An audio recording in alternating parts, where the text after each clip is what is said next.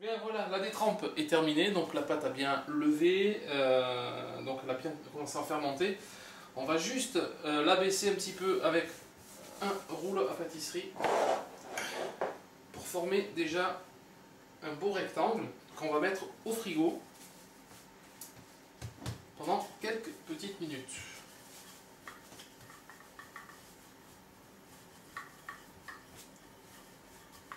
Voilà. On va lui donner déjà sa forme à peu près rectangulaire. On va faire des petites soudures.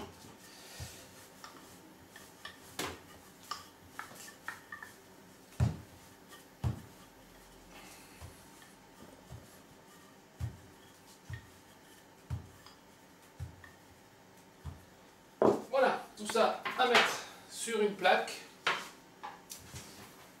et au frigo pendant juste 5 à 10 minutes, le temps de préparer le beurre. Et là, on va préparer le beurre. Alors dans la recette, dans les ingrédients, j'avais dit qu'il fallait prendre 250 grammes. Effectivement, ça peut paraître un petit peu beaucoup, donc on peut se contenter de mettre uniquement 200 grammes, ça suffira amplement pour la recette.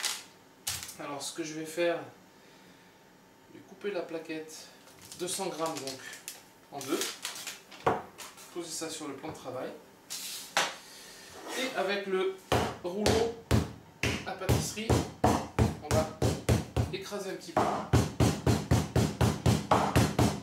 Ce sera beaucoup plus facile à incorporer après dans la pâte. Alors il y a une astuce. Je vais utiliser du papier sulfurisé que je vais plier. Comme ça. On va calculer à peu près la largeur du pâton de tout à l'heure. Ça doit faire à peu près ça. On va mettre notre beurre qui a tout collé évidemment. Donc je vais prendre une petite spatule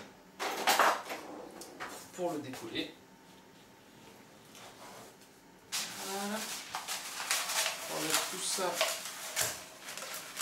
On jongle un petit peu en cuisine. Ça comme ceci.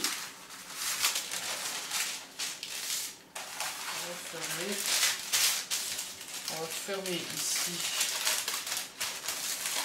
le bord. Fermer ici le bord. On retourne tout ça. Et on étale.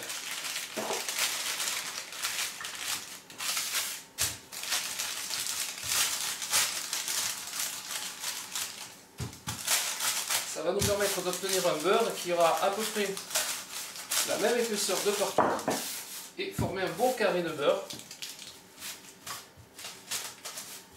C'est la petite astuce du chef. Voilà, le beurre je vais le mettre également au frigo pendant 5 à 10 minutes. Il aura la même température que la pâte. Les deux seront à peu près de la même température, donc il n'y aura pas de marbrure quand on va étaler la pâte avec le beurre à l'intérieur. Sinon ça va couler dans tous les sens. 10 minutes à tout à l'heure. Oui. Voilà. Hop, hop, hop, hop, hop. Donc la pâte est restée à peu près 10 minutes au réfrigérateur. Voilà. Notre beurre sort aussi du réfrigérateur. Il est relativement souple. On va mettre ça sur notre pâte.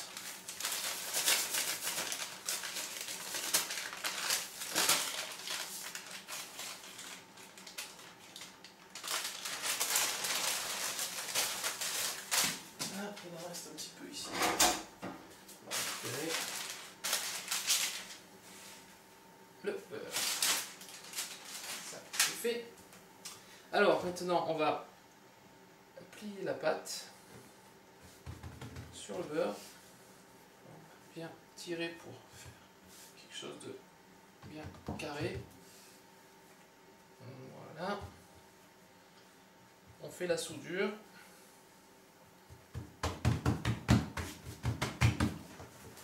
Et voilà. Et là, on va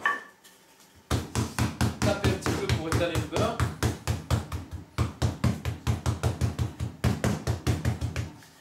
Alors il faut qu'il ait la pliure toujours comme ceci, hein. D'accord? Comme un livre. Et on étale la pâte.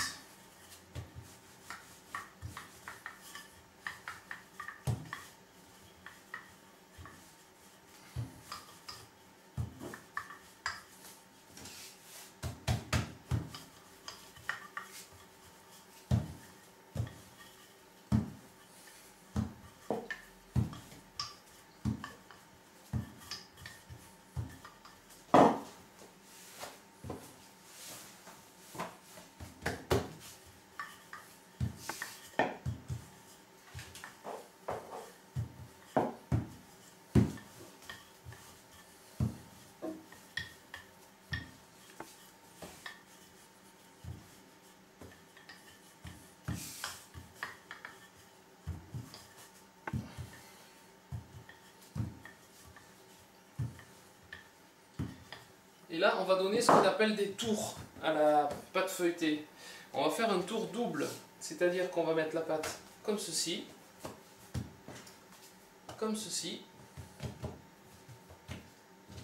et là, on va plier en deux. Ça fait un tour double.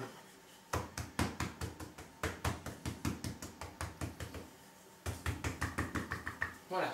Donc là, l'idéal, ce serait de remettre la pâte pendant à peu près 5 minutes au frais, pour pas que le beurre devienne trop mou, parce que s'il devient trop mou, il va sortir par les pores de la pâte et on aura du beurre de partout. Donc je remets ça sur la plaque, ça repart à peu près 5 minutes au frigo, on réétale la pâte et ensuite on donnera un tour simple.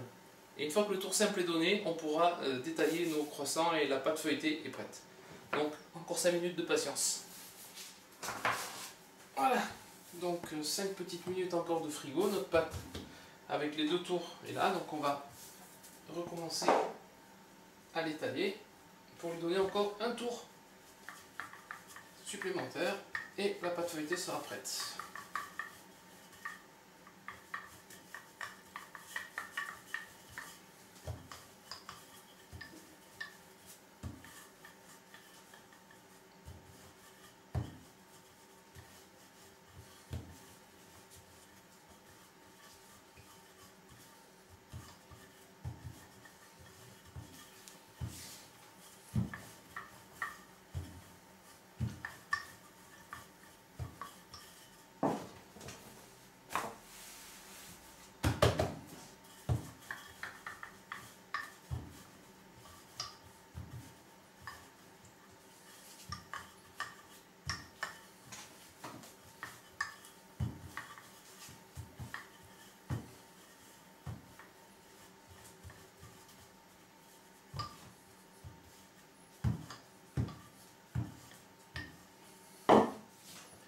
Voilà, cette fois on donne un tour simple, donc c'est comme ceci, et juste comme ceci.